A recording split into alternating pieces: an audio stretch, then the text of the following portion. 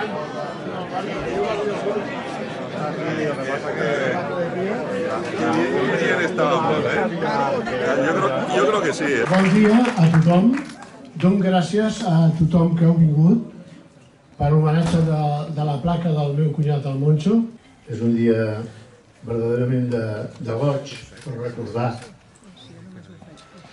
a Moncho, no el rei del bolero, perquè això del rei del bolero o el rei de la rumba són noms que posen els periodistes, però verdaderament, com deia també un altre rei, que és un germà meu també, el Peret, va dir: a mi m'han dit que soc rei, però jo la corona no la veig per lloc, ni cobro com un rei.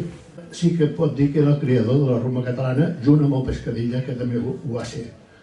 Però, verdaderament, el que val és que la gent et recordi, no solament per el que bé que cantes, perquè amb això jo quedava assombrat, com ell tenia col·laboracions, o ell cantava i feia participar en un disco, l'últim disco que va fer ell, va ser que van participar molts gitanos, artistes castellans, el Niña Pastori, el Cigala, el Parrita, molts artistes.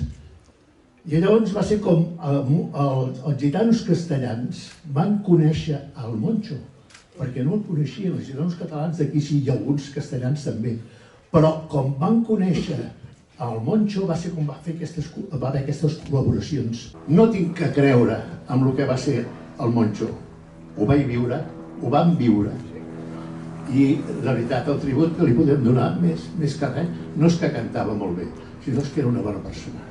Gràcies per tot.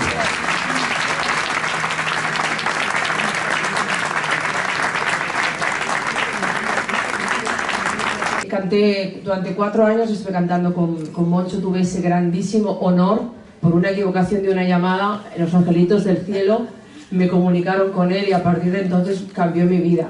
No he conocido a nadie con tanto talento, tan generoso, tan buena gente, tan maestro, tan humilde y tan bueno como él. Una frase de una de sus canciones que dice: ¿quién dice que no estás cuando no hablas? ¿Quién dice que no estás cuando te lloro? Él siempre está y siempre estará. Muchas gracias.